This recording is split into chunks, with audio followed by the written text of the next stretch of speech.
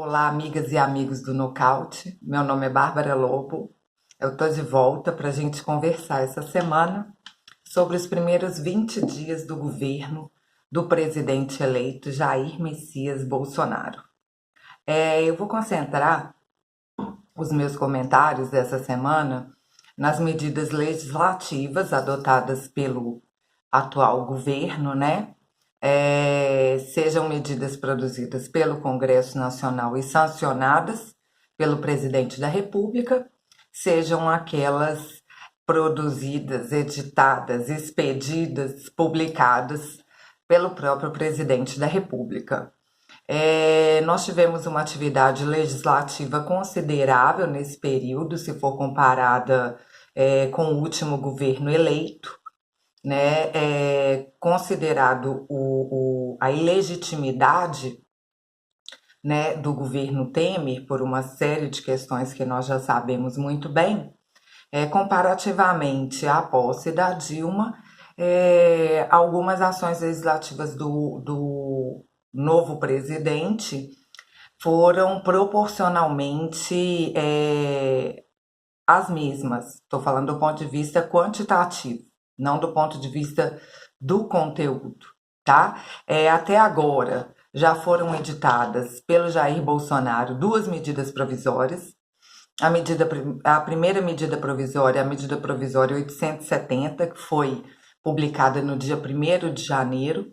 Essa medida provisória reestrutura o executivo, né, dito poder executivo, poder entre aspas, né, mas o executivo, a estrutura executiva da administração pública, e tiveram algumas mudanças significativas, dentre elas já, né, no artigo 57 dessa medida provisória, em que há mesmo a reestruturação, né, dos órgãos do executivo, dos ministérios, das secretarias, das comissões dentro das secretarias, a gente já tem no primeiro inciso desse artigo a condensação de vários ministérios num superministério, que é o Ministério da Economia.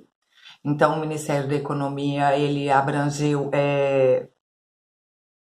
comércio, indústria, abrangeu o Ministério do Trabalho e atualmente é chefiado pelo ministro Paulo Guedes, que, como a gente sabe, tem uma forte inclinação para privatizações, né? E as manifestações do ministro, que podem ser acompanhadas já nos sites oficiais, embora a minha análise inicial é de que os sites oficiais não estão lá muito transparentes, inclusive contém parca biografia dos ministros, o que atrapalha bem, né, o dever de transparência governamental. Mas, enfim, por hora o que a gente pode falar, né, para além de todas as questões investigativas, acusatórias que estão em jogo, é essa ideologia liberal do ministro da Economia, que atualmente chefia, né, esse superministério composto de várias esferas, dentre elas a questão do trabalho. Isso dá muito a tônica do que vem a ser a política trabalhista dos próximos anos de governo, né, já implementada pelo governo do Temer, sobretudo com a aprovação da terceirização restrita, né, a consecução da reforma trabalhista, a concretização da reforma trabalhista e, né, o apoio, a chancela do STF no que tange a reforma trabalhista e todos aqueles ataques cometidos aos trabalhadores. A gente tem ainda a fusão do Ministério do Desenvolvimento Social, da Cultura e do Esporte no chamado Ministério da Cidadania, o que foi muito lamentado, né, por todas as pessoas que se ligam à cultura, minimamente, porque a gente vê a tentativa de esvaziamento cultural da população ao se minimizar a questão da cultura, ao se atacar a Lei Rouanet, né, perde o teatro, perde a dança, perde a música, perdem todas as manifestações culturais que recebem qualquer tipo de subvenção. E a gente tem ainda a criação do Ministério dos Direitos Humanos, né? Na verdade, nós tínhamos o Ministério dos Direitos Humanos já transformado pelo governo golpista, e nós temos agora a transformação desse ministério em Ministério da Mulher, da Família e dos Direitos Humanos. É lamentável porque a gente já viu o posicionamento da ministra, sobretudo com relação às questões de gênero, mostrando a sua completa desqualificação e uma ignorância absurda para lidar com a questão, ter sido aí a pessoa indicada como competente para a gestão de um ministério inicialmente tão importante, mas que concentrou, sabe-se lá por que quais razões neopentecostais, questões familiares aí na sua gestão. São mantidos nesse ministério órgãos de ação contra a tortura, muito embora o presidente da República tenha homenageado torturadores e já tenha declarado publicamente o seu apoio à tortura. Eu destaco ainda nesse primeiro momento, né, de governo Bolsonaro, a nomeação para o Ministério da Saúde, que eu já falei no vídeo sobre a política antidrogas brasileira, de Luiz Henrique Mandetta, né, acusado já por fraude, tráfico de influência. E nós temos aí também nas relações exteriores a indicação de Ernesto Araújo, indicado pelo, bem entre aspas, auto-intitulado, né? Talvez, não sei, Olavo de Carvalho, seria uma afronta falar talvez filósofo, assim como um ministro responsável pelo Ministério da Educação, Ricardo Vélez Rodrigues, que é adepto da escola sem partido, que isso fique muito claro, foi indicado também pelo brilhante, né, pelo gênio Olavo de Carvalho.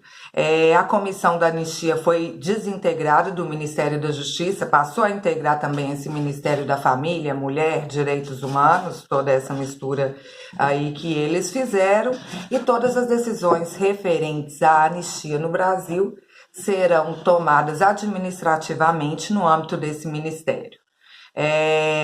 Outra questão que causou grande indignação, né, foi a transferência da FUNAI para esse ministério e a retirada de competência para limitação e demarcação, aliás, para demarcação e proteção de terras indígenas, que foi endereçada ao Ministério da Agricultura, atualmente chefiado por Tereza Cristina, do DEM, né, líder da bancada ruralista no Congresso Nacional, e a favor, por exemplo, da regulação dos registros dos agrotóxicos. Bom, nós tivemos também a medida provisória número 871, né, 871, agora do dia 18 de janeiro, que pretende apurar fraudes e irregularidades cometidas no âmbito do INSS para pagamento de fundos de pensão e auxílios previdenciários. É engraçado que, coincidentemente, saíram várias denúncias, né, contra os filhos dos presidentes, do presidente da República, que exercem cargos parlamentares, sobretudo Flávio Bolsonaro, né, encontrados aí pela COAF, né, que integra aí o Ministério da Justiça e de Segurança Pública, chefiado atualmente pelo ministro Sérgio Moro, e não houve uma apuração, mas eles estão realmente muito preocupados com essa questão dos desvios e irregularidades dentro do INSS, né? Pelos aposentados e pensionistas do INSS, que cometem vários atos de corrupção e fraude a despeito dos exemplares políticos brasileiros. Com relação à corrupção e fraude, eu vou destacar uma situação sui generis com relação ao corpo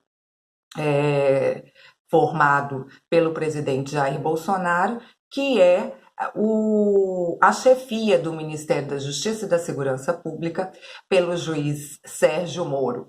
E é engraçado a gente observar que o Sérgio Moro foi o juiz, né, responsável, competente, né, para processar e julgar o Luiz Inácio Lula da Silva, o Lula, foi quem determinou, né, com a confirmação da sua sentença pelo Tribunal Regional Federal da Quarta Região, o Lula, a prisão, e hoje é o ministro do Bolsonaro, que era o adversário do Lula, ou seja, o Lula como principal adversário do Bolsonaro foi preso por uma determinação judicial de um ministro do Bolsonaro. Isso é tão cristalino que não precisa de fazer mais nenhum comentário a respeito disso. Para chefiar, né, a Caixa Econômica Federal, foi nomeado o banqueiro Pedro Guimarães, cunhado de Léo Pinheiro, que foi o delator responsável por afirmar que o triplex era de propriedade do Lula, né? Ele foi agraciado, né, pela sua contribuição inestimável como cunhado de uma pessoa que participou de forma tão exemplar para a democracia brasileira. Ele foi agraciado com um cargo na Caixa Econômica Federal, que possivelmente será privatizada. O presidente Jair Bolsonaro editou nesse período ainda 27 decretos, dentre eles o decreto 9.661, no dia 1º de janeiro, né, que estabeleceu, que fixou o salário mínimo em R$ 998, e nós tivemos aí o decreto 9.685, do dia 15 de janeiro, que acrescentou ao artigo 12 do decreto 5.123 de 2004, o parágrafo 7º, possibilitando, reconhecendo como de necessidade das pessoas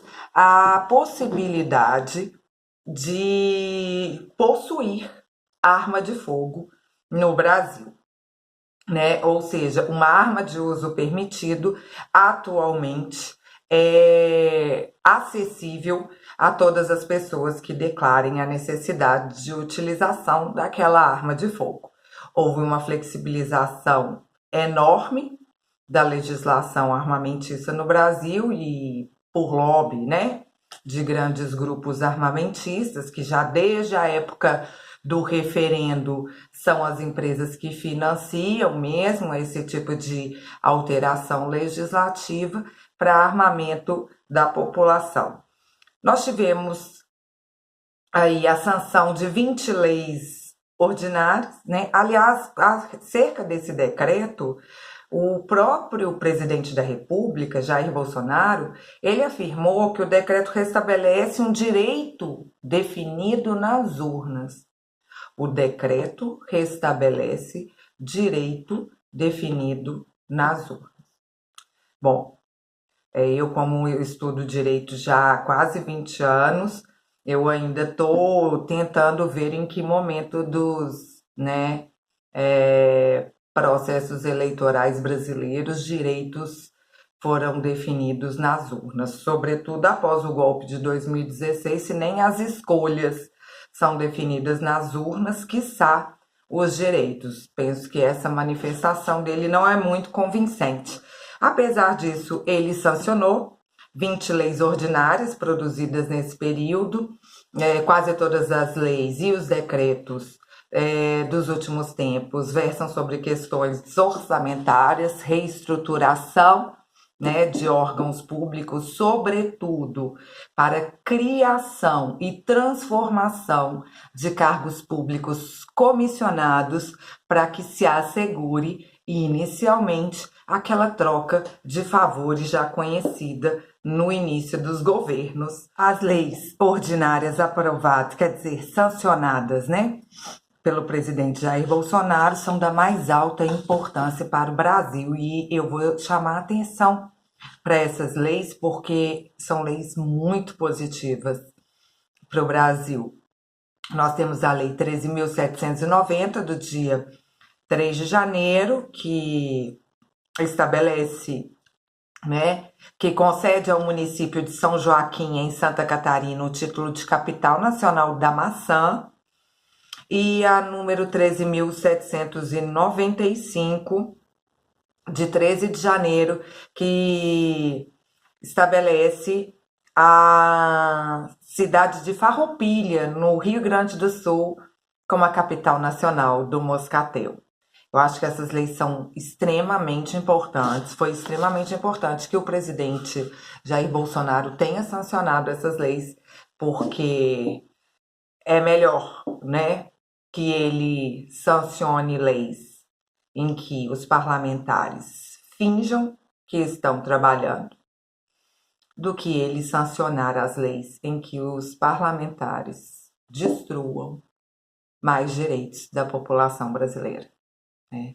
Que venham mais leis para dar nomes, para nomear aniversários, em vez de leis que retirem os direitos da população brasileira.